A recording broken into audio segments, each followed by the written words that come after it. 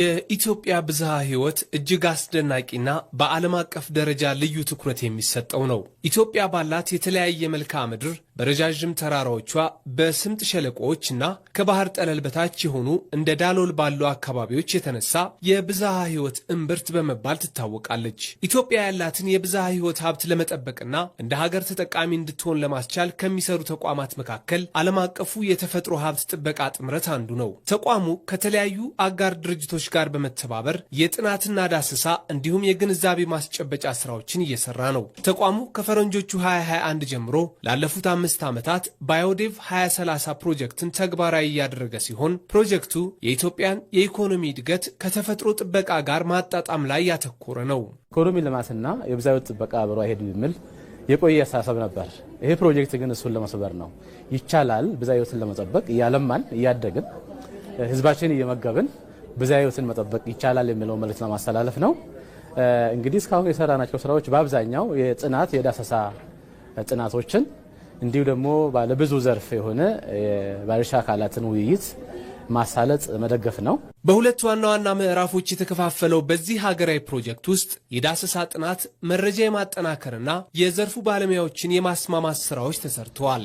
ብዙ የፖሊሲ አቅጣጫዎች አሉን፣ ህጎች፣ ደንቦች፣ መመሪያዎችና እቅዶች አሉን። አንዳንድ የፖሊሲ እና የእቅድ ማስፈጸሚያ ኢንስትሩሜንቶቻችን ሳያውቁ አንዳንድ ጊዜ ብዝሃ ሕይወትን የተፈጥሮ ሀብትን የሚያመናምኑ ባህሪያት፣ ድርጊቶች በቀጥታ አበረታቱም፣ ግን ችላ ካሉ ራሱ አበረታታት ስለምቆጠር እነሱን እንደገና ማየት መከለስ፣ የተፈጥሮ ሀብት ጥበቃን ከግምት እንዲያስገቡ ማድረግ ላይ የፖሊሲ ጥናት ማድረግ ነው። እሱንም አድርገናል። በፕሮጀክቱ በተሰሩ ስራዎች አማካኝነት ዘርፉ የተጋረጡበትን አደጋ በመለየትና ቀጣይነት ያለው የአረንጓዴ ልማትን ለማረጋገጥ የሚያስችሉ ስራዎችም ተሰርተዋል። በተለይ ለኢትዮጵያ ጠቀሜታው ምንድነው ብትለኝ፣ አንደኛ ኢትዮጵያ ዋን ኦፍ ዘ ባዮዳይቨርስ ካንትሪ ነች። በዓለም ላይ ብዝሃ ሕይወቷ በጣም ሰፊ ነው እና ዩኒክም ነው። ከዛ አንጻር መጠበቅ ስላለበት እንዴት ነው የምንጠብቀው የሚለውን ነገር መጀመሪያ ችግሮች መታወቅ አለባቸው። ባዮዴቭ 2030 ኢንትሮዲውስ ተደርጓል። ምንድነው ኢንትሮዲውስ ከተደረገ በኋላ እነዚህ አስፈላጊ በተለይ ኢምፖርታንት የሆኑ ሴክተሮች እንደ አግሪካልቸር፣ ላይፍ ስቶክ እና በተለይ ኮፊም የመሳሰሉት እነዚህ ሴክተሮች እንዴት ነው ከባዮዳይቨርሲቲው ጋር ከብዝሃ ሕይወት ጋር ተጣጥመው መኖር የሚችሉት ወይ መስራት መቀጠል የሚችሉት የሚለውን ነገር ነው። በሌላ በኩል ፕሮጀክቱ ማህበረሰቡ ለአረንጓዴ ልማት ያለውን ግንዛቤ የሚያሳድግና ከዘርፉ የሚገኘውን ሁለንተና የተጠቃሚነት ወደ ተሻለ ምዕራፍ ለማሸጋገር በር የከፈተ ስራ ነው።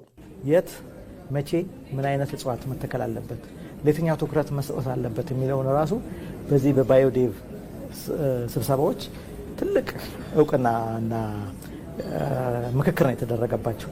ስለዚህ በዘልማድ ከምንሰራ ይልቅ በጣም ውጤታማ እንዲሆን ችግኞች ዛፍ እንዲሆኑ የት ቦታ ምን መትከል እንዳለብን ለምን ዓላማ እንዴት የሚሉ ነገሮችን በሙሉ ሰዎች ተረድተው የኔ ነው ብለው እንዲተገብሩት ያደረገ ነው።